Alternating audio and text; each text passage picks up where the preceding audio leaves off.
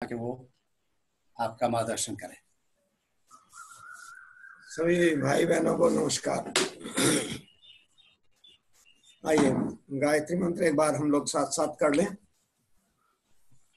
ओम भूर्भुवः स्वः तत्सवितुर्वरेण्यं भर्गो देवस्य धीमहि धियो यो नः प्रचोदयात्। गायत्री का साक्षात रूप देवियों और हमारे देवतुल्य भाइयों,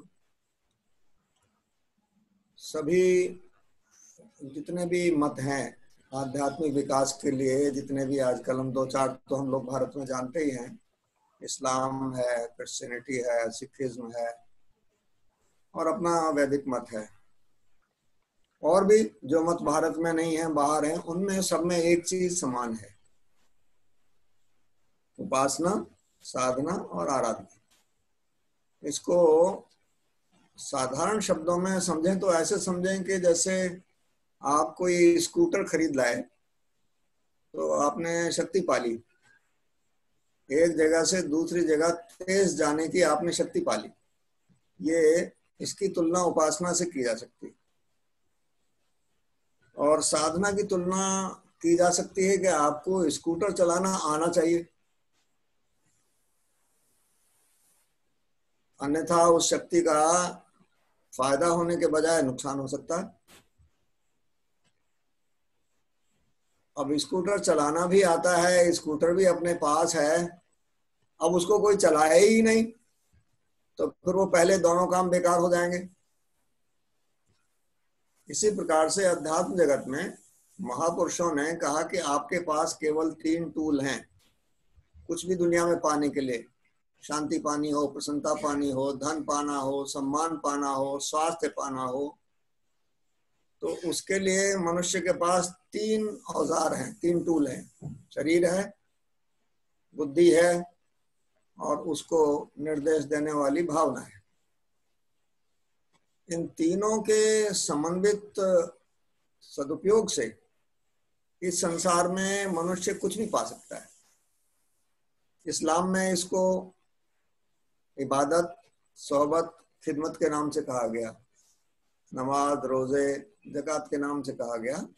अपने यहाँ इसको उपासना, साधना, आराधना के नाम से कहा गया और क्रिश्चियनिटी में इसको प्रेयर, डिसिप्लिन और चैरिटी के नाम से कहा गया।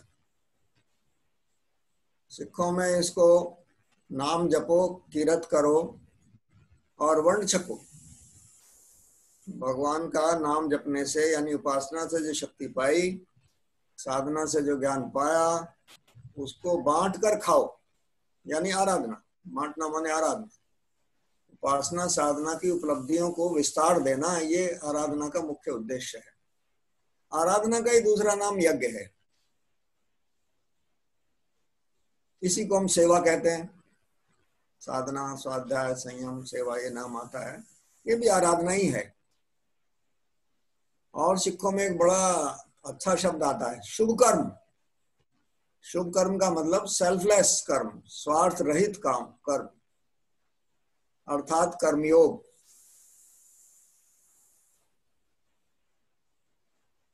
और गीता के 12वें अध्याय के 12वें श्लोक में एक बड़ी महत्वपूर्ण बात कही गई है। उस श्लोक को पढ़कर ऐसा लगता है कि जैसे इसमें पूरी गीता का निचोड़ ही समाया हुआ है। उसमें भगवान श्री कृष्ण अर्जुन से कहते हैं, मर्म को न जानकर किए गए अभ्यास से ज्ञान श्रेष्ठ है। यानी पूजा पाठ, आरती, तीर्थ यात्रा, अगर हम जानते नहीं कि हम ये क्यों कर रहे हैं, उसका वैज्ञानिक विश्लेषण हमारे पास नहीं है, हम बहुत स्पष्ट नहीं है कि हम इससे क्या पाना चाहते हैं, तो उससे तो अच्छा है कि स्वाध्याय करें, सत्संग करें।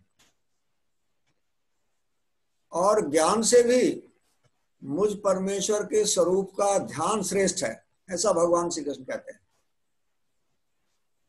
क्योंकि ध्यान से फिर सीधे डायरेक्ट ज्ञान मिलने लगेगा, सीधा मार्गदर्शन मिलने लगेगा। और चौथे स्तर पर भगवान श्री कृष्ण बताते हैं कि ध्यान से भी कर्म फल का त्याग श्रेष्ठ है, उससे तत्काल शांति प्राप्त हो जाती है, जो सहस्रार के जागरण की आनंदमय कोश के सक्रिय होने की उपलब्धि है। उसको साधना का एक अंतिम पड़ाव कह सकते हैं, जीवन का मुख्य उद्देश्य कह सकते हैं। आखिर तो हम लोग वही ढूंढ रहे हैं। ये बात अलग है कि हम उसको धन के माध्यम से ढूंढ रहे हैं या और चीजों के माध्यम से ढूंढ रहे हैं, लेकिन हम ढूंढ रहे हैं प्रसन्नता ही। इस मामले में पूरी दुनिया में किसी भी धर्म में कोई दो राय नहीं है, चाहे वो अपराध करता हो और चाहे वो संत हो, लेकिन सब उस प्रसन्नता को, शांति को ही ढूंढ रहे हैं। हाँ, उनकी अप्रोच अलग अलग हो सकती है, और जिसने अपनी अप्रोच में सफलता पाई उसको लोग गुरु कह देते हैं, उसे गुरु बना लेते हैं, वो समाज का मार्गदर्शक बन जाता है। और इस विज्ञान की खोज भारतीय ऋषियों ने की। अब चलते हैं कि आराधना के बारे में या सेवा के बारे में या चैरिटी के बारे में और क्या संतों ने कहा है, गुरुदेव ने क्या लिखा है। गुरुदेव लिखते हैं किताब में, उस किताब का नाम है सृष्टा का परम प्रसाद प्रखर प्रज्ञा। उपासना साधना का उद्देश्य केवल आत्म कल्याण और लोक कल्याण की संवेदना जगाना भर है।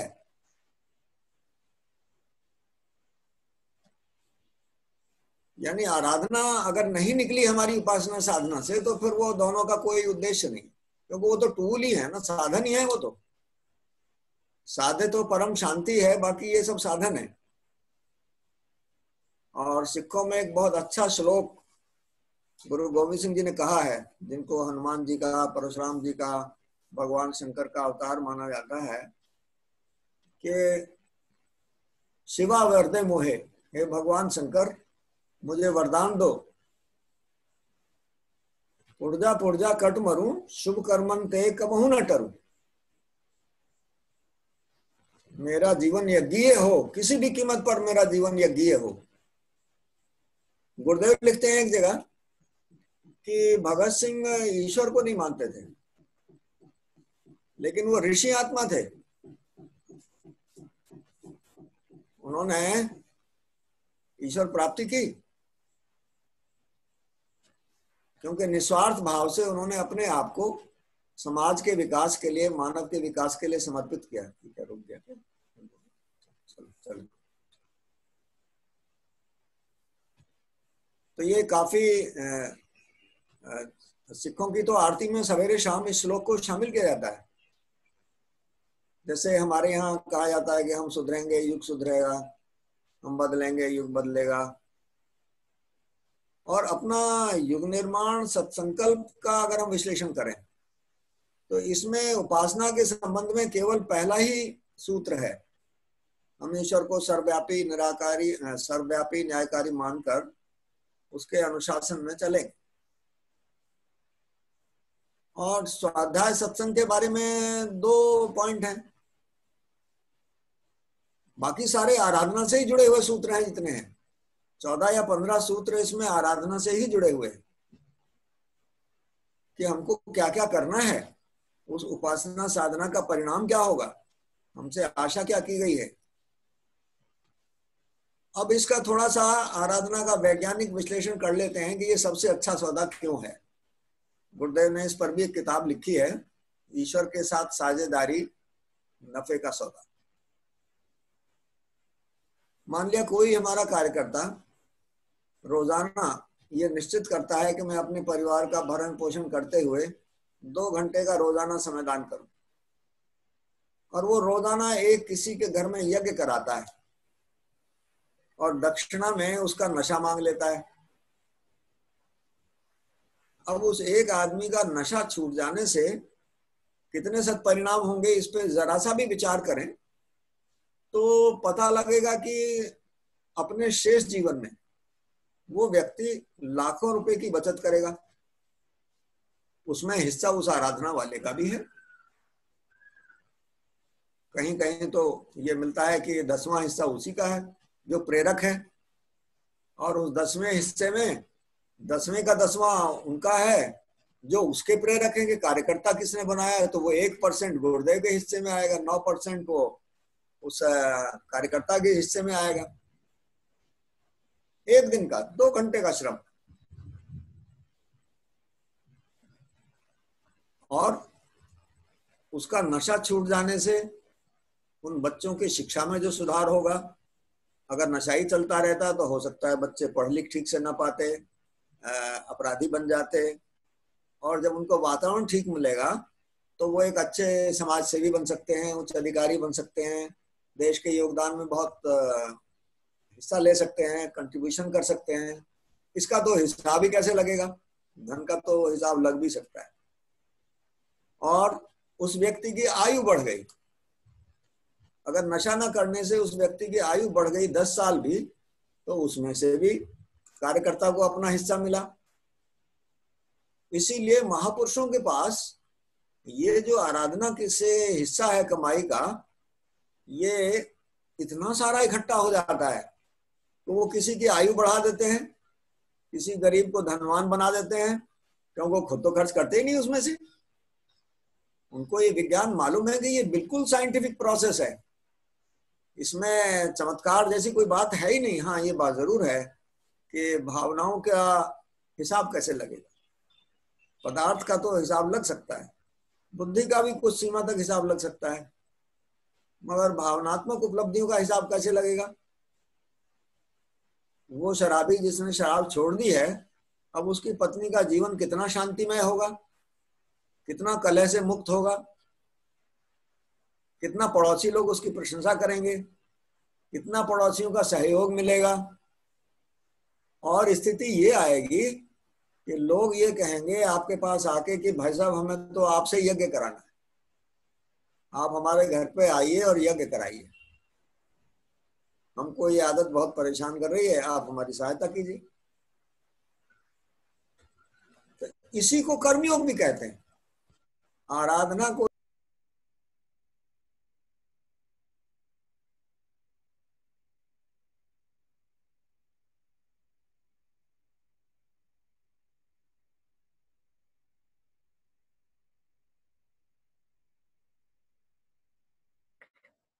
सभी परीक्षा रुके। हम लोग चर्चा कर रहे थे आराधना की, तो अब उसमें उसको फिर अपनी संस्कृति से और गुरुदेव की शिक्षा से जोड़ते हैं। तो गुरुदेव ने कहा है कि हमारे देश में पूजा पाठ तो निरंतर जारी रहा, मगर ये आराधना रुक गई। वानप्रस्थ और सन्यास ये दोनों आराधना के लिए हैं, जिनको दोनों को गुरुदेव ने एक में मिला दिया कि अब अंत समय तक वानप्रस्थ ही चलेगा। आज की परिस्थितियों में यही अनुकूल है, जिसको हम समयदान अंशदान कहते हैं, ये आराधना है। और गीता का कर्मयोग भी यही है।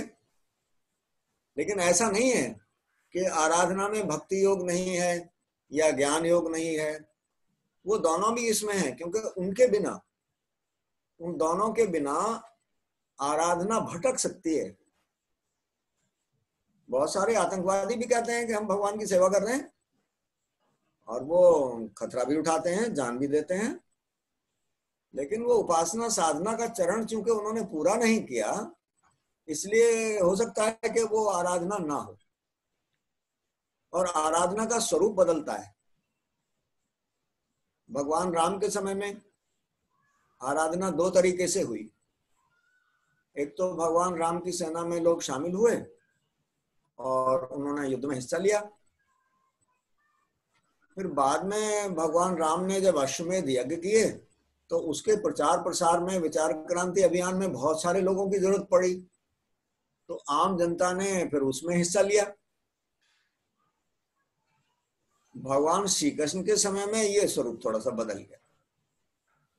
भगवान श्री कृष्ण ने कहा कि हम तो हथियार नहीं चलाएंगे, और अर्जुन से कहा कि तुम मारो, अपने भाइयों को मारो, गुरुजी को मारो, दादाजी को मारो। एक सत्य की पराकाष्ठा हो गई। गीता का इसीलिए इतना ज्यादा महत्व है हमारे ग्रंथों में कि उसमें सत्य को वहां तक पहुंचाया है जहां तक और ग्रंथ नहीं पहुंचा सके थे।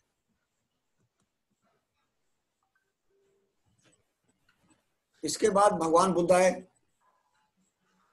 उन्होंने कहा मैं ना मारूंगा ना मारने के लिए कहूंगा, जो मेरे साथ आए वो करुणा से ओतप्रोत हों।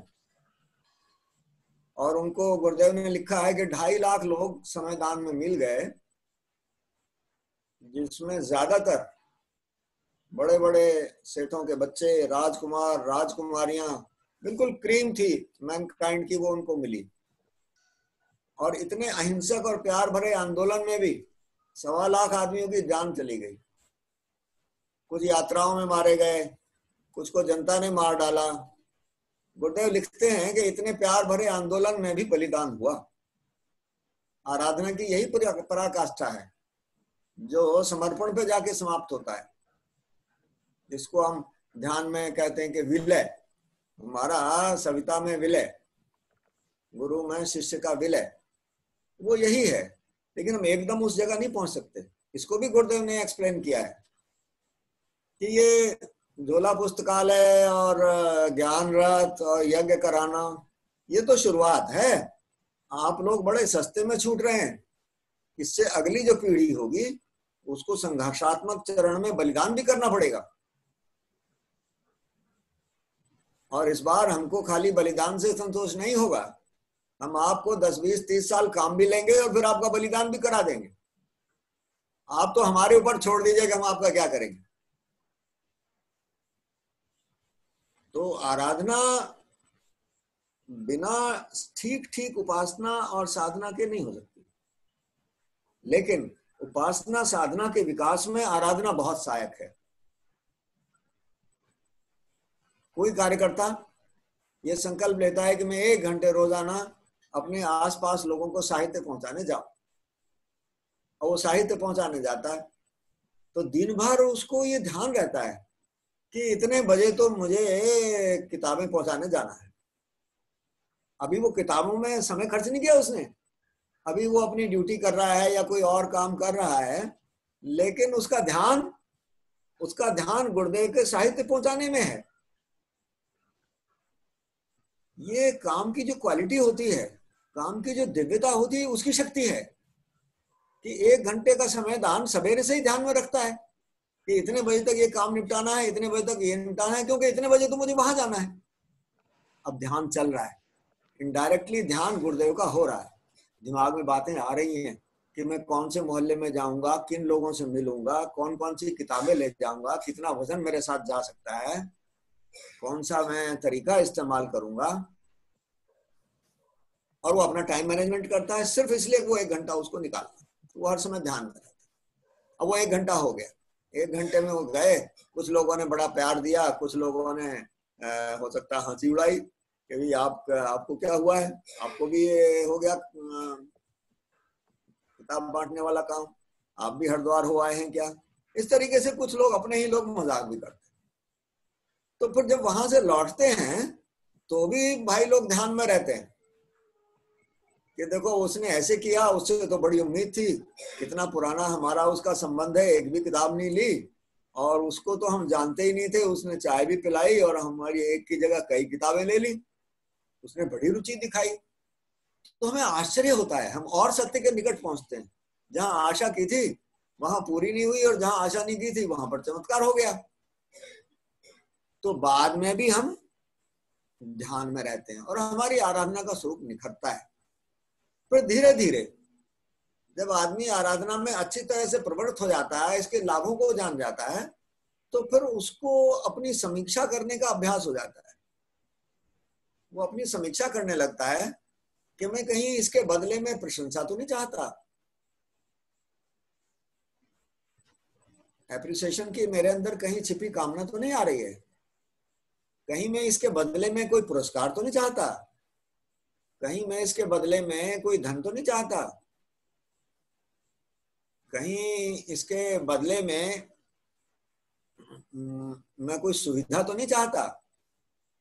तो धीरे धीरे फिर ये कर्मयोग परिष्कृत होने लगता है, इसकी जो फाइन ट्यूनिंग है वो होने लगती है।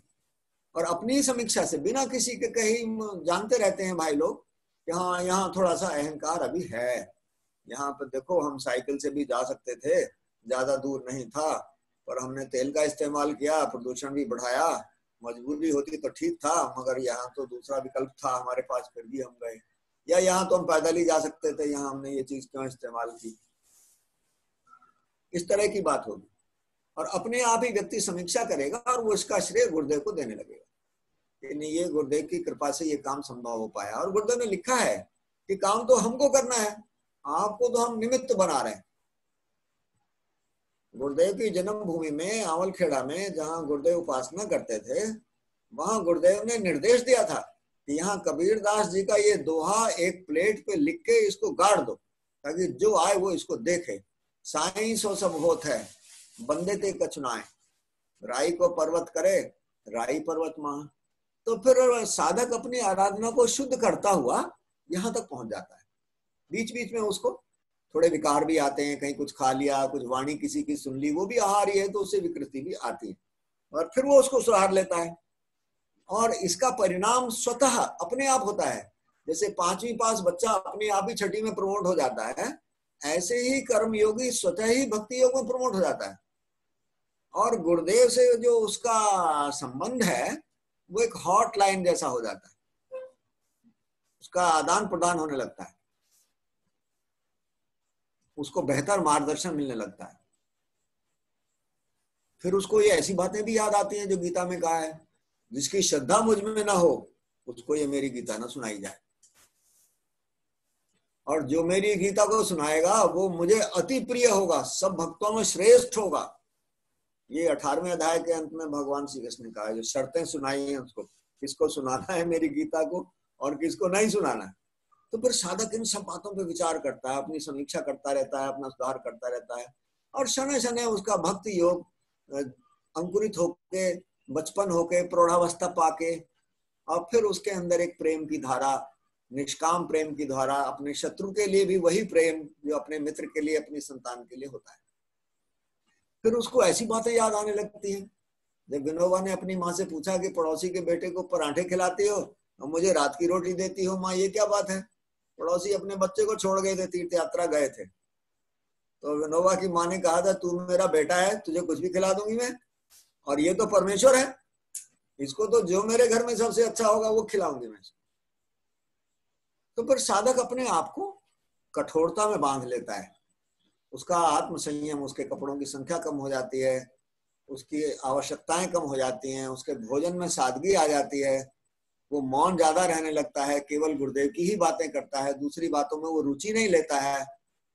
तब फिर जो बाकी बारीक चीजें हैं, धैर्य, संयम, उत्साह, पॉजिटिविटी, ईर्ष्या, द्वेष, क्रोध से मुक्ति, ये जो बारीक चीजें हैं जिनको हम रिद्धियां कहते हैं, ये आने लगती हैं।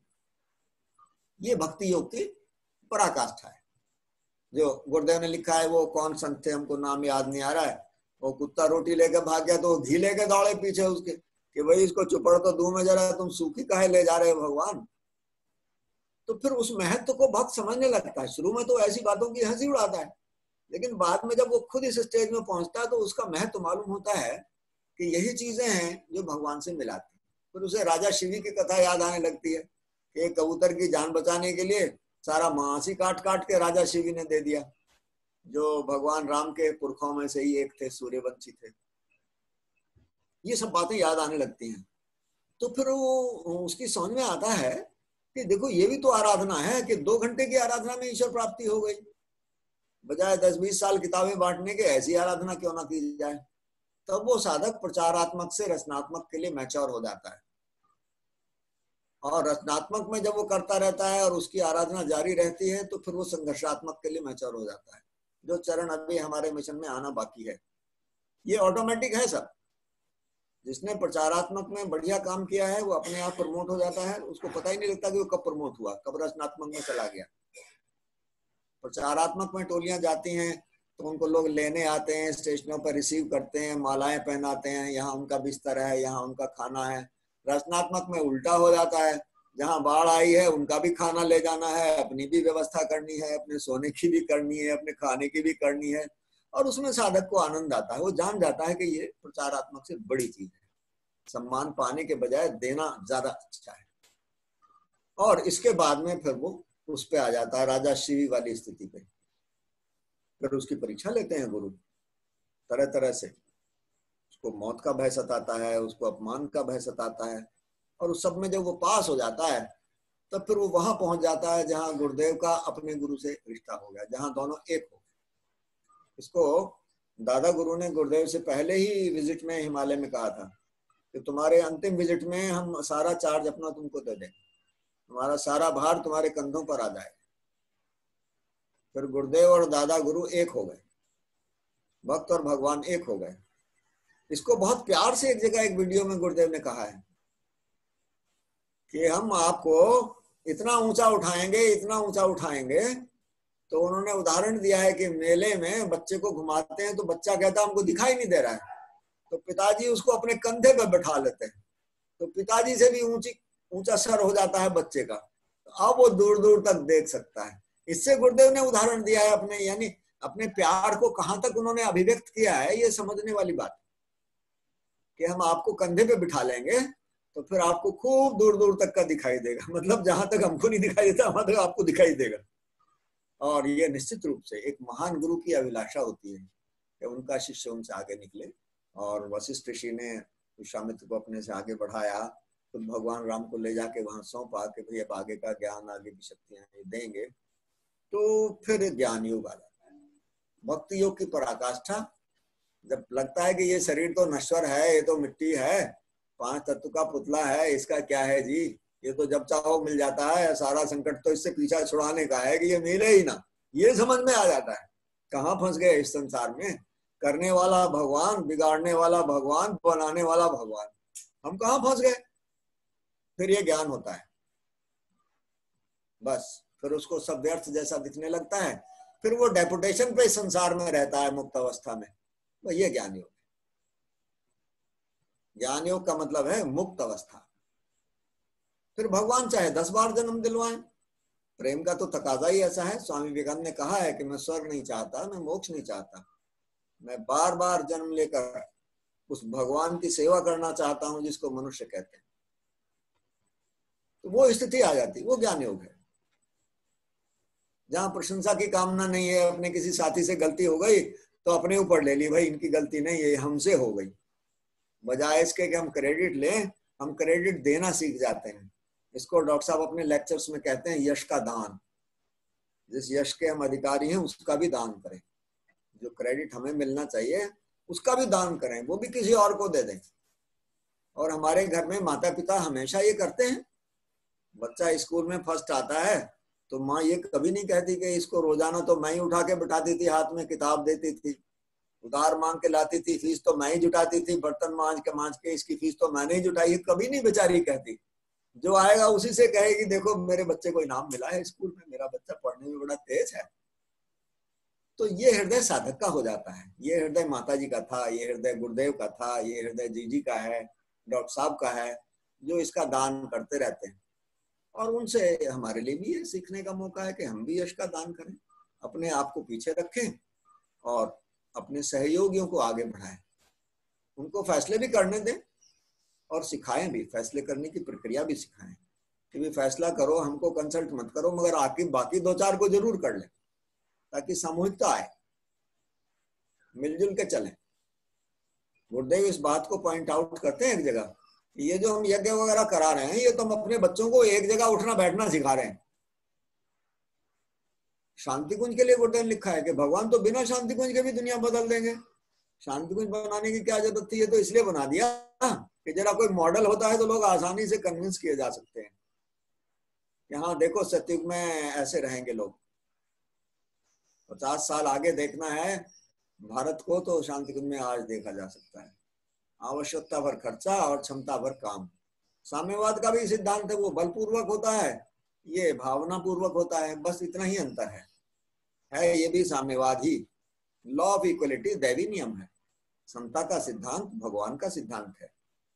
हर समाज में अमीर लोगों पे ज्यादा टैक्स लगाया जाता है, गरीबों पे कम लगाया जाता है या नहीं लगाया जाता है।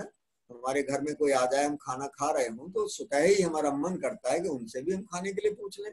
हमारे ग्रंथ कहते हैं, सब धर्मों के ग्रंथ कहते हैं कि पाप हो जाएगा कोई भूखा तुम्हारे आसपास बैठा है और तुमने खाना खा लिया तो पाप हो जाएगा। सुदामा जी से ये गलती हुई थी, उनको बहुत लंबे समय तक भुगतना पड़ा, फिर अभावों में जीना पड़ा। वो भगवान श्री कृष्ण का हिस्सा खा गए थे। तो इस बात का ध्यान हमें हमेशा रहना चाहिए। और इसको हमारे कार्यकर्ता थे सीनियर, अब तो वो नहीं रहे शरीर में, तो वो कहा करते थे कि 2-4 घंटे कहीं बस में यात्रा करनी हो, बड़ा जरूरी काम हो, और बस वाला कहे कि सीट तो है नहीं, आप अगली बस से आ जाना, तो आप कहेंगे भैया हम तो खड़े ही चलेंगे, हमारा जाना तो बड़ा जरूरी है। और ये कभी नहीं कहते कि बैठने वालों से कुछ कम पैसे देंगे हम, कोई शिकायत नहीं, बड़ा एहसान मानते हैं कि कंडक्टर ने हमको खड़े होने वाली शर्त पे मान लिया और हमको बस में चढ़ा लिया, अब हम अपने ठिये जल्दी पहुंच जाएंगे। तो उस खड़े खड़े यात्रा को क्यों काट लेते हैं? क्योंकि इसमें रहना तो है नहीं, 2-4 घंटे की बात है, रहना तो है नहीं। ऐसा ही ये संसार है, इसमें रहना तो है नहीं। मंजिल पे हमारा ध्यान रहना चाहिए कि हमको कहाँ जाना है, वहां जाके क्या करना है। ये तो बीच का एक पड़ाव है, इसमें जैसे भी कट जाए, और हमारा जो काम है, जो जीवन का उद्देश्य है, वो हमारी आंखों से ओझल ना हो। तो संक्षेप में यही है आराधना के बारे में। आराधना बहुत बड़ा विषय है और गुरुदेव की ज्यादातर किताबें आराधना पर ही है। और इस युग में बार बार गुरुदेव ने कहा है कि ये विचार क्रांति अभियान, विचार फैलाने हैं, और विचार तभी फैलाए जा सकते हैं जब हम खुद उस पर चल रहे हों। वरना तो लोग पूछेंगे कि साहब आप तो ये किताब हमें पढ़वा रहे हैं, तो आप भी तो पढ़ते होंगे। तो हमें अपने ऊपर बहुत ज्यादा नजर रखनी होती है। और गुरुदेव का कहना है कि अगर आप अपने ऊपर नजर रखे हैं तो बिना आपके कहे भी बहुत सारे आपके गुण दूसरों के अंदर पहुंच जाएंगे। उस शक्ति को कीर्ति कहा है, संत विनोबा भावे ने उस शक्ति को कीर्ति कहा है जो गुणों का विस्तार करती है। किसी मोहल्ले में, किसी कॉलोनी में कोई बच्चा आईएएस हो जाए तो पूरे मोहल्ले के बच्चे आएंगे मिलने कि भैया कोचिंग कहाँ ली थी आपने, कैसे तैयारी की थी। अखबार वाले भी पूछने आएंगे। और किसी का बेटा चोरी में पकड़ा जाए और पुलिस ले जाए पकड़ के, तो कौन कहेगा भगवान हमारे बच्चे को भी ऐसा बनाओ। शुभ कर्म की शक्ति अधिक है, ये अपने आप फैलती है। क्यों? कि हमारे कर्म में जब सत्य प्रतिष्ठित हो जाता है तो वो शुभ हो जाता है, उसमें भगवान जुड़ जाता है, फिर असंभव काम संभव होने लगते हैं। फिर बदर जो है वो लंका को पराजित कर देते हैं। और इस बार भी यही होने जा रहा है। और इसको भी स्वामी विवेकानंद ने लिखा है, मामूली लोग, छोटे छोटे लोग बड़ा कमाल करेंगे, उनमें इतनी शक्ति आने वाले संत भर देंगे कि वो बहुत बड़े बड़े काम करेंगे। साधारण लोग, और गुरुदेव ने खुद भी लिखा है महाकाल की युग प्रत्यावर्तन प्रक्रिया में, गुरुदेव ने लिखा है कि हमारे पास विश्व की जागृत आत्माओं का बहुत बड़ा भंडार है। पांडव सब हमारे पास हैं, भगत सिंह, चंद्रशेखर हमारे पास हैं, सबका उन्होंने कुछ की तो लिस्ट दी है, ये सब हमारे पास हैं, लेकिन अभी हमने इनको छिपा रखा है। समय आने पर हम ये रहस्य खोलेंगे। और एक बात और कही है कि वो मीराबाई हो, चाहे लक्ष्मीबाई हो, चाहे भगत सिंह हो, चाहे पांडव हो, ये पिछले किसी भी जन्म के मुकाबले में इस बार अपना कंट्रीब्यूशन ज्यादा करेंगे, ये गुरुदेव ने लिखा है।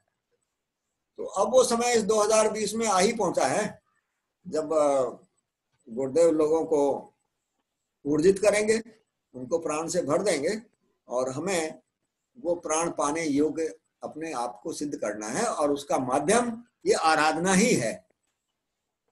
इसी के माध्यम से वो हमारी पात्रता विकसित होगी। क्योंकि गुरुदेव ने कहा है कि अपने कुसंस्कारों को काटने के लिए क्या बाधा है, हमारी पवित्रता में क्या बाधा है? हमारे पिछले जन्मों के कर्म, उनकी रिकॉर्डिंग्स। इस जन्म का तो पता भी है, पश्चाताप भी कर सकते हैं, माफी मांग सकते हैं, प्रायश्चित कर सकते हैं। पिछले जन्मों का तो पता ही नहीं है, वो तो गुरुदेव को ही पता है। तो गुरुदेव ने कहा है कि कुसंस्कारों से पीछा छुड़ाने के लिए सबसे आसान तरीका निस्वार्थ श्रम है। मदद दान से भी मिलती है, मदद अनुष्ठान से भी मिलती है, लेकिन निस्वार्थ श्रम करने से हमारे कुसंस्कार हमको ऐसे छोड़ देते हैं जैसे सूखा पत्ता पेड़ को बिना कष्ट दिए पेड़ को छोड़ देता है। जैसे पका नाखून काटते हैं तो दर्द नहीं होता है, कच्चा काटेंगे तो दर्द होगा। इसीलिए 2015 में, 16 में, 17 में, 18 में और कुछ 19 में भी गायत्री परिवार को काफी कष्टों से गुजरना पड़ा है, तनावों से गुजरना पड़ा है। तो उसका कारण ज्यादातर यही था कि उसमें श्रम का हिस्सा कम रहा। उपासना तो पूरी हुई, स्वाध्याय भी हुआ, लेकिन उस रेशो में नहीं हुआ, आराधना उस रेशो में नहीं हुई, समाधान उतना नहीं हुआ। और एक बार गोष्ठी में गुरुदेव ने कहा था कि गायत्री की माँ है श्रम। तुम गायत्री की उपासना करते हो, मैं गायत्री की माँ की उपासना करता हूँ। गायत्री की माँ है श्रम। इस संसार की जो आज ये बढ़िया स्थिति देखने में मिलती है, ये श्रम के कारण है। पृथ्वी पहले बड़ी उबड़ खाबड़, बेजान, बेकार सी होगी, ऊंची नीची, न आने के रास्ते, न जाने के रास्ते, न रहने की जगह। ये श्रम से ही हुआ है। आप बताइए, कोई बिल्डिंग क्या मंत्र पढ़ने से बन सकती है? कोई निर्माण हो सकता है? सब श्रम से होगा। परशुराम जी का जीवन, भगवान राम का, भगवान परशुराम को मार्गदर्शन भी इसीलिए था, जब आप श्रम कीजिए। तो आराधना हमको श्रम में जुटाती है। जितना निस्वार्थ श्रम करेंगे उतना ही जल्दी होगा। और इसको परम अर्थ कहा गया है। परमार्थ का मतलब बहुत बड़ा स्वार्थ। बहुत बड़ा स्वार्थ क्या है? ईश्वर प्राप्ति। गुरुदेव का स्वार्थी होना बुरा थोड़ी होता है। कोई आदमी अपना भला कर ले, ये भी क्या कम है? लेकिन उसके लिए भी तो इस आराधना की ही जरूरत है। अपना भला भी तभी हो पाएगा। और इस पर भी एक गुरुदेव ने किताब लिखी है, समझदारों की ना समझी, फॉली ऑफ द वाइज। पूरी दुनिया को बेवकूफ कहा है गुरुदेव ने। पूरे विश्व ने आत्महत्या करने की तैयारी कर ली है। तो आराधना संक्षेप में यह है। बाकी अब टाइम भी हो चला है, अपन लोग प्रश्नोत्तरी आरंभ कर सकते हैं। बाबू जी, और आपके पास 15 मिनट है। लेट स्टार्ट किया था ना हमने, तो आप 15 मिनट ले लीजिए। अच्छा, चलिए। तो हमारा जो मनु महाराज ने सबसे पुरानी किताब हमारी संस्कृति की मनुस्मृति है। वेद भी उसके बाद आए। इनमें सब में हमारा जो क्लासिफिकेशन जीवन का किया गया है, तो उसमें आधा जीवन समयदान के लिए कहा गया है, चौथाई जीवन तैयारी के लिए, चौथाई जीवन विश्व व्यवस्था को आगे बढ़ाने के लिए, कंटिन्यूटी के लिए, शादी हो, संतान हो, धन कमाया जाए, गृहस्थाश्रम, और बाकी आधा जीवन सेवा के लिए, आराधना के लिए, वानप्रस्थ और संन्यास। युग ऋषि होने के नाते गुरुदेव ने संन्यास को, वानप्रस्थ को एक में मर्ज कर दिया। देवरा बाबा से एक बार एक पत्रकार ने पूछा कि महाराज, आपकी नजर में भारत में सबसे महत्वपूर्ण घटना कौन सी इस वर्ष हुई? कई पॉलिटिकल क्राइसिस भी आई थी उस समय, बहुत सारी बातें हुई थी। तो उन पत्रकार को आश्चर्य हुआ जब देवरा बाबा ने कहा कि आचार्य श्री राम शर्मा जी ने शांति कुंज में वानप्रस्थ परंपरा के पुनर्जीवन के लिए शुभारंभ कर दिया है। ये सबसे बड़ी घटना बताई उन्होंने भारत की। क्योंकि मैन पावर जब तक नहीं लगेगी, क्वालिटी मैन पावर, तब तक तो ये काम नहीं हो सकता। एक मंदिर बनवाने का काम, अस्पताल बनवाने का काम एक क्रिमिनल भी कर सकता है। वो धन दे देगा, बन जाएगा। लेकिन संविधान के काम के लिए तो खुद को भी कुछ बनना पड़ता है, तब वो काम हो पाता है। सेवा कार्य जितने हैं उसमें धन दान देना या फैसिलिटीज बनाना, अस्पताल बनाना, सड़कें बनाना, ये कोई भी व्यक्ति कर सकता है, उसका व्यक्तिगत चरित्र चाहे जैसा हो। लेकिन आराधना एक ऐसी चीज है जिसमें आदमी का व्यक्तित्व अच्छा होना चाहिए। उसको गुरु की भट्टी में तपकर, गलकर, ढलकर एक ऐसे रूप में सामने आना चाहिए। और इसको महर्षि अरविंद ने भी लिखा है कि इस भारत का उत्थान भाषण करने वाले नेता लोग नहीं कर सकते हैं। पूर्ण योगी, मैच्योर्ड योगी, मुक्त अवस्था तक पहुंचे योगी, वो जब इस देश को लीड करेंगे तब भारत जो है विश्व गुरु बनेगा। तो वो चीजें तो अभी हम अगले दिनों देखेंगे। अभी हम शुरुआत ही देखते हैं छुटपुट, बाकी अभी वो थोड़ा निर्बल स्थिति में है, लेकिन अगले दिनों ही सबल स्थिति में आएगा। और वंदनीय माता जी का प्रवचन हमने सुना था 3 में, अप्रैल में, गुना अश्वमेध में, वहां वंदनिया माता जी गई थी और उन्होंने देखा कि सारी पार्टियों के टॉप के लीडर्स बैठे हुए हैं वहां, सब पार्टियों। तो वंदनिया माता जी ने कहा कि मैं इन नेताओं को ये चेतावनी देना चाहती हूँ कि ये अपने आचरण को सुधार लें।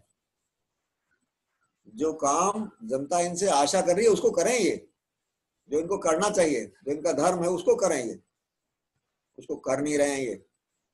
और अगर इन्होंने अपने आप को नहीं सुधारा तो हम इस देश में तंत्र प्रयोग करेंगे, बिल्कुल नए अनजान अजनबी लोगों के हाथ में हम देश की बागडोर सौंप देंगे, फिर इन लोगों को बड़ा कष्ट होगा। ये 93 की बात है, अब इस बात को भी 27 साल हो गए, तो पूरा तो होने का टाइम आ ही गया है। तो सब जगह पे ये दिखता है। आज वो जमाना नहीं है गुरु गोविंद सिंह की तरह से कोई कह दे कि साहब हमारा एक बेटा ले जाओ और हम उसके लिए घोड़े के लिए घोड़ा भी देंगे और हम उसके लिए तलवार भी देंगे और घोड़े का और बेटे का राशन भी देंगे, जो पहले था। अब वो जमाना नहीं रहा, हालांकि वो बहुत पुरानी बात नहीं है, 300 साल पुरानी बात है। 1699 में खालसा पंथ की स्थापना हुई थी, पंच प्यारों के बलिदान बैसाखी के दिन। तो अब वो टाइम नहीं है। गुरुदेव ने कहा कि अब नहीं देगा कोई, अब उतने बच्चे कहाँ होते हैं, पहले 4 से बेटे होते थे तो एक देने में कोई बात भी नहीं थी। और अब वो आदर्श भी उतना नहीं है। पहले जिसका घर से कोई बेटा जाता था गुरु की सेवा में तो उस घर के दरवाजे को प्रणाम करने आते थे गांव के लोग, देखो ये कितने भाग्यशाली लोग हैं, इनका बेटा जो है गुरु जी की सेवा में गया हुआ है, युद्ध में गया हुआ है, चलो इनके माता पिता को प्रणाम कराएं, हमारे घर में भी भगवान ऐसा बेटा दें। अब वो स्थिति नहीं है। अब कहीं मान लिया परिवार में 2-4 भाई हैं भी और कोई कहे मैं शांति कुंज जा रहा हूं, तो पता नहीं साथ के लोग कितना साथ देंगे और इस बात को सही बताएंगे या नहीं बताएंगे। अब वो मुश्किल है, इसलिए गुरुदेव ने उसको मॉडिफाई कर दिया। गुरुदेव ने कहा है कि आप घर से ही और शुरू से ही 2 घंटे का समयदान शुरू कर दीजिए तो जीवन भर का आपका टोटल बिल्कुल संन्यास और वानप्रस्थ के बराबर आ जाएगा। और जब सब काम निबट जाए तो फुल टाइम वॉलंटियर हो जाइए, जैसे ही मौका मिले तो फुल टाइम वॉलंटियर हो जाइए। इसके लिए भी उन्होंने मार्गदर्शन दिया है अपने साहित्य में कि भाई शादी ना करें तो ठीक, कर लें तो बच्चों से बचें, और बच्चे करने ही हैं तो एक आध ही करें। तो इस तरीके से उन्होंने मार्गदर्शन दिया है ताकि समाज के लिए अधिक से अधिक समय जल्दी से जल्दी निकाला जा सके। और कारण गुरुदेव ने ये बताया, ये समय फिर नहीं आएगा, ना भूतो ना भविष्यति। क्योंकि भगवान बुद्ध ने युग परिवर्तन किया था तब 30 करोड़ लोग पूरी दुनिया में रहते थे। भगवान राम ने जब युद्ध लड़ा था तब 20 करोड़ लोग पूरे विश्व में रहते थे। और एक राजा ने अगर धर्म बदल लिया तो पूरी प्रजा अपना धर्म बदल लेती थी। अब तो पति जो है गायत्री मंत्र कर दे तो पता नहीं बहन जी कब शुरू करेंगी। अब परिवार में वो कोहेजन नहीं है, वो श्रद्धा नहीं है, ना अपने लीडर्स के प्रति है, ना परिवार के मुखिया के प्रति है। अब सबका अपना अपना है कि हमें तो ये ठीक लगता है, हम तो ये वाला पाठ करेंगे, हम ये करेंगे, हम तो उसके दीक्षा लेंगे। तो आज का जो युग परिवर्तन है ये कॉम्प्लिकेटेड है। लोगों की आबादी 600 करोड़ से ज्यादा हो गई है, लोगों को मोटिवेट करना बड़ा मुश्किल काम हो गया है, एजुकेशन बहुत हो गई है, बुद्धि की जो तर्क शक्ति है उसका बहुत विकास हुआ है, वो अब कुछ लोगों का नहीं है। अब हर आदमी तर्क करता है। नाई की दुकान पे, हलवाई की दुकान पे, आप जगह जगह देखिए लोग ऐसे कमेंट करते मिलेंगे जैसे पॉलिटिकल साइंस से पीएचडी किए हुए हों, ये धर्म विज्ञान में इन्होंने पीएचडी कर रखी हो, इस तरीके से सब बहस करते हैं। अच्छी बात है ये, क्योंकि इसी में से शायद वो मक्खन निकलेगा जिसकी हमारे देश को जरूरत है। अनुभव करेंगे लोग, और जो भले लोग होंगे गुरुदेव ने कहा वो कहने से मान जाएंगे, और जो कहने से नहीं मानेंगे तो जैसे मानेंगे वैसे मना देंगे। ये भी गुरुदेव का वीडियो अभी आजकल काफी वायरल हो रहा है कि जो जिस भाषा में मानेगा हम उसको उसी भाषा में मना देंगे, मतलब हम जबरदस्ती भी मना देंगे, फोर्स करके मना देंगे हम। तो अब हम देख ही रहे हैं, अब एकांत भी मिल रहा है सबको, यज्ञ भी खूब हो रहा है, और इस वजह से कोई प्रॉब्लम नहीं है कि साहब ये लॉकडाउन लग गया है तो अब हमारे पास ये प्रॉब्लम आ गई है। ऐसा नहीं, ये तो टूल है। कोरोना तो भगवान का एक टूल है। जो असली उद्देश्य है भगवान का वो तो इकोनॉमिक चेंज लाना है। तुलसीदास जी को पत्नी से बड़ा प्रेम था तो भगवान पत्नी की वाणी से प्रकट हुए और तुलसीदास जी का घर छूट गया और उन्होंने आश्रम बनाया, और वो अपनी पत्नी से शायद खुश भी नहीं थे। और जब 20 साल आश्रम में रहने के बाद भगवान की कथा 20 साल सुनाई, उन्होंने समयदान किया, तब भगवान ने कृपा की, माता सीता ने, भगवान राम ने दर्शन दिए। तब तुलसीदास जी को थोड़ा ज्ञान हुआ कि भाई इसका क्रेडिट तो मेरी पत्नी को जाएगा, अभी तक वो नाराज ही चल रहे थे उनसे। तो फिर वो क्षमा मांगने गए, अपनी पत्नी से माफी मांगने गए कि आपकी तो मेरे ऊपर बड़ी कृपा हुई है, अब मुझे तो माता सीता के भगवान राम के दर्शन हो गए, बड़ी मैं तो तर गया आपके कटु वचनों से। तो हमारे जीवन में भी जितनी कष्ट कठिनाइयां आती हैं, खासतौर से आराधना में भी जो चुनौतियां आती हैं, तो उसको भी हमें इसी रूप में लेना चाहिए कि भगवान तो कभी हमारा हित नहीं चाहते हैं, वो हमेशा भला ही चाहते हैं। मगर जैसे बच्चे सुई नहीं लगवाना चाहते और उन्हें पता ही नहीं कि हम मर जाएंगे अगर सुई नहीं लगाई डॉक्टर ने, मगर वो सुई नहीं लगवाना चाहते। ऐसी हमारी स्थिति है कि हम चुनौतियों को अवॉइड करना चाहते हैं, तो उनसे बचने की जरूरत नहीं है, उनका सामना करें तो उससे हम और बेहतर निखरेंगे और ज्यादा हम निर्भय हो जाएंगे। तो गुरुदेव ने बार बार इस पे बहुत जोर दिया है, और ये मल्टीप्लायर है। कुरान में लिखा है एक दाने में 7 पेड़ और हर पेड़ में 100 दाने, यानी आराधना का फल 700 गुना है। और विनोबा जी कहते हैं ये समझाने के लिए लिख दिया है, गुरुदेव ने कहा ये समझाने के लिए लिख दिया है, इसका फल तो अनंत होता है। जैसा हमने खाली 2 घंटे के समयदान का कैलकुलेट किया कि उसने 10-20 लाख रुपया अगर बचा लिया तो उसमें 10% तो फिर 2 घंटे की कमाई उसी के हुए जिसने करा। इसीलिए तो संत लोग इतना आशीर्वाद देते रहते, खत्म ही नहीं होता, बड़ा बैलेंस होता है इनके पास। गुरुदेव कहते थे मैं अपने एक एक कार्यकर्ता को, हर कार्यकर्ता को सोने के ढेर पर खड़ा कर सकता हूँ, इतना तप है मेरे पास, इतना पुण्य है। लेकिन फिर तुम मेरे काम के लायक नहीं रहोगे, किसी और जन्म में करा दूंगा तुम्हारे शौक पूरे, अभी तुम मेरा काम कर दो, ऐसे वो वायदा लेते थे। तो आराधना की तो जितनी चर्चा की जाए उतनी कम है, और संतोष भी इसी से मिलता है। अब एक सत्य घटना सुना देते हैं, बहुत छोटी सी, आराधना के ऊपर, शायद आपको अच्छी लगेगी। 94 की बात है, चंडीगढ़ में हम लोग गए हुए थे।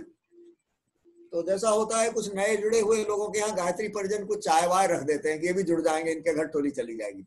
ऐसे हम लोग एक परिवार में गए जहाँ पति पत्नी ही थे बस, दोनों बैंक अधिकारी थे, और स्वाभाविक था हमने परिचय लिया, चाय पी। तो हमने पूछा कि भाई साहब कोई परेशानी हो तो बताइए, शांति कुंज जाएंगे तो गुरुदेव से कहेंगे आपकी चाय पी, आपका नाश्ता किया, आपकी बिजली फूंकी, आपका सोफा घिस गया, आपका टाइम लिया, इतना सारा आपका त्याग हो गया, अब कुछ तो भगवान आपको देंगे ही, तो बताइए आपको क्या परेशानी है। तो उन्होंने जरा संकोच किया। तो जो गायत्री परिजन साथ थे उन्होंने कहा कि बहन जी का सरदर्द जो है वो ठीक नहीं हो रहा है, बहन जी का सरदर्द ठीक नहीं हो रहा है, बहुत इलाज करा रही हैं, और बहन जी का कोई संतान नहीं है। तो स्वास्थ्य के बारे में हमने बहन जी से पूछा कि कितने पैसे खर्च हो जाते हैं। बोले दोनों में से एक की तनख्वाह मेरे इलाज में ही जा रही है। उस जमाने में बैंक के अधिकारियों को 20,000, 25,000, 18,000 ऐसे मिला करते। तो हमने कहा आप 1 घंटा अगर निकालें तो इसमें सहायता मिल सकती है। उस समय चंडीगढ़ के जिस सेक्टर में होते उससे आगे नया सेक्टर बन रहा था, तो निर्माण के लिए बहुत सारी झुग्गी झोंपड़ियां लेबर के लिए पड़ी हुई थी। हमने कहा आप जब बैंक से आया करें तो थोड़ा हाथ मुंह धो के चाय वाय पी के 1 घंटा ये सामने है आपके कोठी के सामने ये झुग्गी झोंपड़ियां हैं, वहां जाया करें, और कुछ पर्स में बिस्किट, टॉफी, मिठाई, बताशे, जो आपका मन हो 10-20 रुपए का ले जाया करें, और जो बच्चे मिल जाए हमने कहा यहाँ आओ बेटा, देखो मंदिर से आए हैं, ये प्रसाद ले लो। हमने कहा 2-3 दिन में ये बच्चे आपके फ्रेंड हो जाएंगे और ये जान जाएंगे कि आप ठीक कितने बजे यहाँ आती। तो लोगों से जाते आते लोगों से पूछेंगे अंकल घड़ी में क्या टाइम हुआ है, वो इकट्ठे हो जाएंगे, अपने दोस्तों को लेकर आएंगे, चलो वहां पर आंटी आती है प्रसाद देती। बस 2-4 दिन के बाद कहिएगा भाई लाइन में बैठो, लड़कियों की लाइन अलग बनाओ, लड़कों की अलग बनाओ, छोटे बच्चों को आगे बिठाओ, बड़ों को पीछे बिठाओ। धीरे धीरे अब उनको बैक डोर से अनुशासन सिखाओ। उसके बाद 4-6 दिन में फिर उनका नाम पूछिए, भाई बहन कितने हैं, माता पिता क्या करते हैं। फिर जब खूब दोस्ती हो जाए महीने भर में, फिर पूछिए किसके पापा मम्मी को पीटते हैं, कि इसके पापा नशा करते हैं। अब जिसके करते हैं वो नहीं भी बताएगा तो उसके बगल वाला बच्चा बता देगा कि आंटी इसकी मम्मी को इसके पापा बहुत मारते हैं, चलो बेटा तुम्हारे घर चलते हैं। तो वहां उनको राम राम ओम भूर्भुवस्सुः ओम ओम गायत्री मंत्र जितना वो कर पाए वो बता के आ जाए, प्रसाद दे आइए। उनके पति के लिए भी प्रसाद दे आइए कि भाई साहब को खिलाना है। 1 साल में उनकी सारी दवाएं बंद हो गई बिना किसी चिकित्सा के, और सारा पैसा बच गया उनका, और उनको बेटा हो गया, स्वस्थ हो गए वो बस 1 घंटे के समयदान से। तो वो तो समयदान कभी नहीं छोड़ेंगे, हमारे मिशन की बहुत अच्छी कार्यकर्ता हो गई। गुरुदेव ने ऐसे बहुत सारे उदाहरण लिखे हैं विदेशों के। किसी को कैंसर था, किसी को कुछ था, तो उन्होंने सोचा मरता क्या ना करता, चलो कुछ सेवा ही करें समाज की। तो फिर उन्हें पता ही नहीं रहा कि पता नहीं कब उनका कैंसर ठीक हो गया, उन्हें याद ही नहीं रहा, वो इतने खो गए समाज के काम में। तो उदाहरण तो ऐसे बहुत हैं, हमारे मिशन में ही बहुत उदाहरण है जहां पे लोग असाध्य रोगों से ठीक हो गए, इनको डॉक्टरों ने मना कर दिया कि तुम मर जाओगे, नहीं बचोगे, और ठीक हो गए। क्षेत्रों में भी हैं ऐसे लोग, शांतिकुंज में भी हैं। और ये गुरुदेव ने कहा है कि जो 2 घंटे समय दान करेंगे उनको 3 आशीर्वाद हम देंगे: संतोष, दैवी अनुग्रह, आत्मसंतोष, दैवी अनुग्रह, और एक चीज और है, सम्मान। आत्मसंतोष, सम्मान, दैवी अनुग्रह। तो आत्मसंतोष तो हम सब जानते हैं, संतोष मिल जाए तो फिर छोटे मकान में किराए वाले में गुजर कर देंगे, फिर काहे को कर्जे वर्जे के चक्कर में पड़ेंगे। तो संतोष से बड़ा कोई धन ही नहीं है, इसको हम आप सब जानते हैं।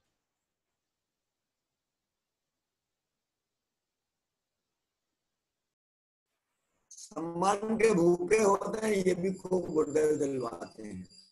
हमने पटवारी के पैर छूते हैं,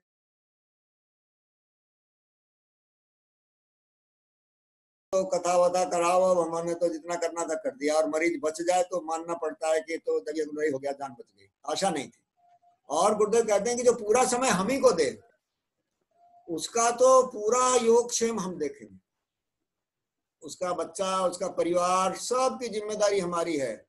उनके 10 अगली पीढ़ियों का भाग्य हमने लिख के रख दिया है, जिन्होंने हमारे लिए जीवन लगाया है, ये गुरुदेव ने लिखा है।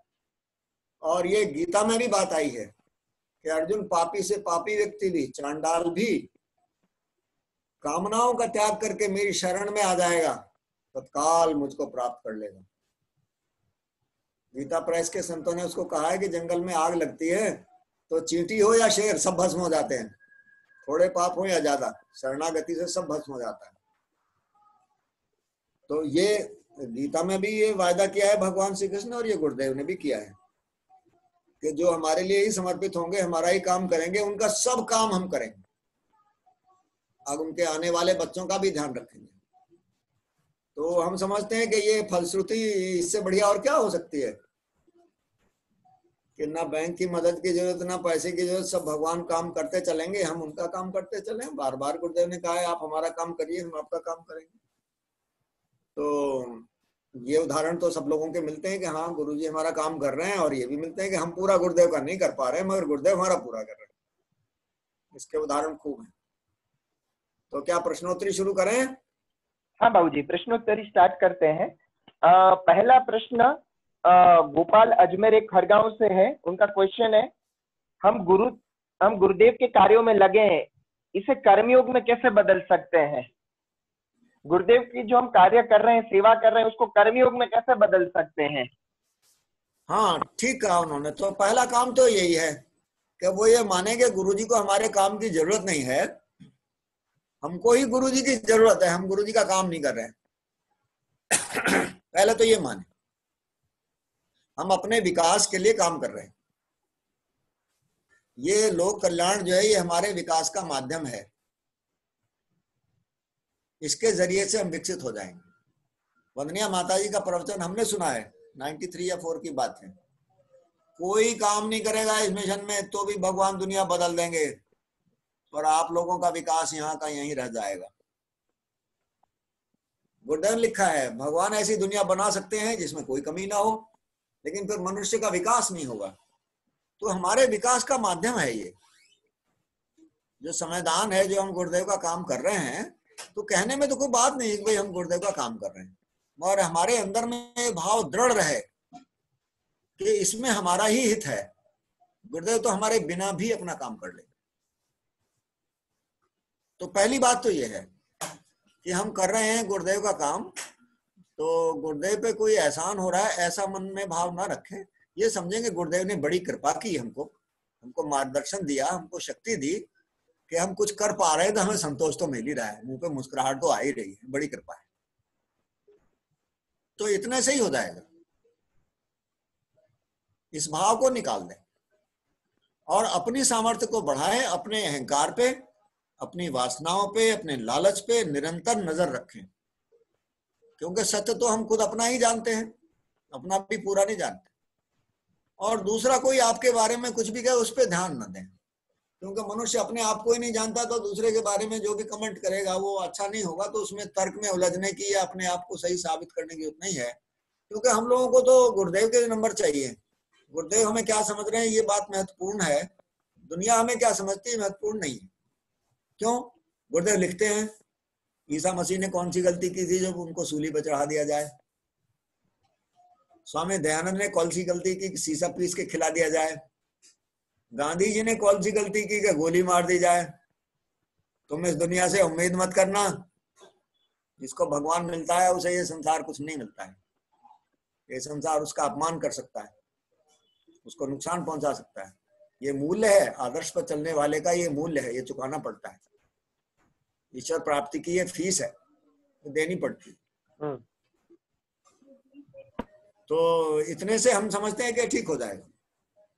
बस श्रम करें, अपने आचरण से प्रभावित करें लोग, तो कम बोलना पड़ेगा। अपने कमरे में बैठ के प्रार्थना कर लेंगे तो भी काम हो जाएगा। उस आदमी को प्रेरणा आने लगेगी जिसको वो ठीक करना चाह रहे हैं। अगर अपनी सामर्थ्य है तो फिर ये भी संभव है। दादा गुरु क्या कर रहे हैं? दादा गुरु तो हिमालय में रहते हैं, वो तो किसी के पास नहीं जाते कोई बात करने, मगर काम हो रहा है ना।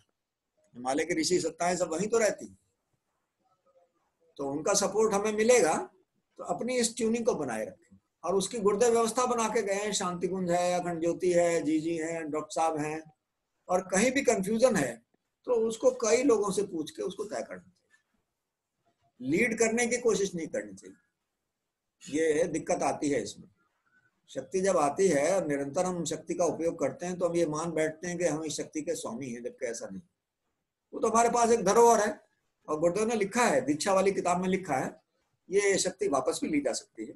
बहुत लोगों की ली गई है, हमने देखा है शांति कुंज में बहुत लोगों की शक्ति वापस ले ली गई जब उन्होंने शांति कुंज छोड़ा। जो चेहरा लाल दमक रहा था, अगले ही दिन उसमें मक्खियां बैठ गई। हमने ये स्थिति देखी है यहाँ लोग। तो उस शक्ति को अपनी ना माने, हमेशा गुरुदेव का इसी रूप में ध्यान करें कि हमको मोक्ष वोक्ष कुछ नहीं चाहिए, आप अपना काम करा लीजिए जो हमसे कराना है, हमको नहीं चाहिए इसके बदले में कुछ। इतना बहुत है कि आप मुस्कुराएं, आप खुश रहें, बहुत।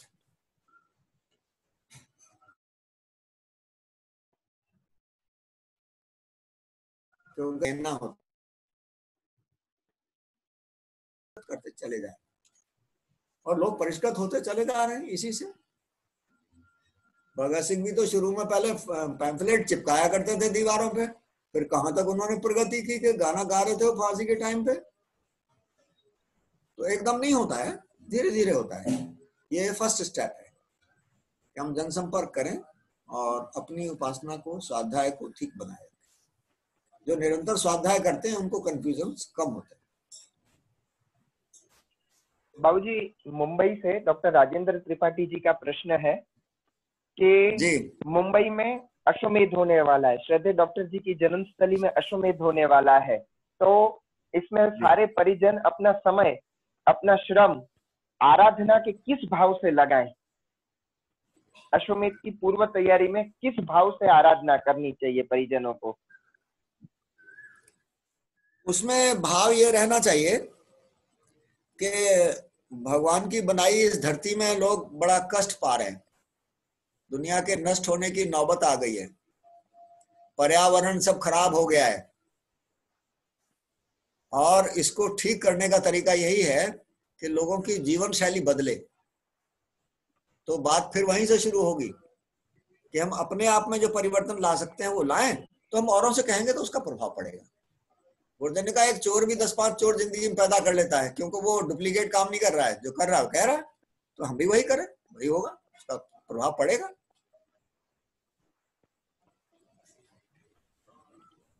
तो अपने भाव को समर्पण भाव से रखें कि भैया अब गुरुदेव हम जा रहे हैं आपके काम से, जो आपने काम बताया हम उससे जा रहे हैं, तो आप इसे करा लीजिए ठीक से, हमको श्रेय नहीं चाहिए, और हमको श्रेय मिले तो आप हमें रोक दीजिए, उसको दिलवाइए मत, लेकिन आप हमारा मार्गदर्शन कीजिए। ये गलती, एक गलती ही सबसे हुई है, हिरण्यकश्यप ने भी यही गलती की, रावण ने भी यही गलती की। वरदान जो पाए सब पाए, मिले, लेकिन यही कह देते कि साहब आपको जो अच्छा लगे हमारे लिए वो दे दीजिए, तो गड़बड़ नहीं होता। तो हमेशा अपनी इच्छाओं को कम से कम करें, और जितना आपस में मिल बैठ के तय हुआ है, जो इलाका जिसको दिया गया है, वो उसमें अपना काम करें, परिणाम की ना सोचें। परिणाम क्या होगा, कौन मानेगा कौन नहीं मानेगा, वो बात नहीं है। हमको श्रम करना चाहिए बस।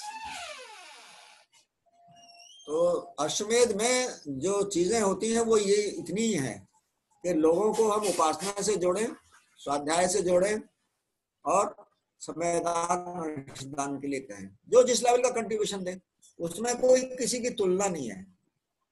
एक गरीब आदमी जो 200 रुपये कमाता है रोज, और वो भी कभी कभी काम नहीं मिलता है उसको, उसका 100 रुपया भी दूसरे आदमी के 1 लाख से अच्छा है जो 10 लाख रोज कमाता है। उसका 1 लाख दे दिया तो उसने कुछ नहीं दिया, और एक आदमी ने अपना काफी बड़ा हिस्सा दे दिया।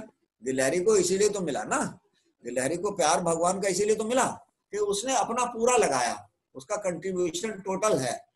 बंदरों की तरह नहीं कि कभी फल खाने चले गए, कभी पुल बनाने लग गए। गिलहरी ने ऐसा नहीं किया, क्योंकि भगवान तो भावना देखते हैं हमारी, और भावना हमारी हमेशा प्रेम की होनी चाहिए। कोई ऑकवर्ड बोले, टॉन्ट करे, हमारी हंसी उड़ाए, तो अभी हमारा प्रेम खंडित ना हो, हम हर्ट फील ना करें। ये हमारा भाव रहना चाहिए कि जो भी हमारे सामने, हमारा भाई है, हमारा बेटा है, हमारी बहन है, ये इतना भाव रहेगा तो वसुधैव कुटुंबकम का भाव हो गया। कौन मानेगा कौन नहीं, ये हमारे आपके हाथ में नहीं है। हमारे आपके हाथ में तो श्रम है, वो हमें नम्रता पूर्वक, शालीनता पूर्वक करना चाहिए। बुद्ध ने लिखा है अध्यात्म में जो प्रवेश द्वार है वो शालीनता है। बाबूजी अगला प्रश्न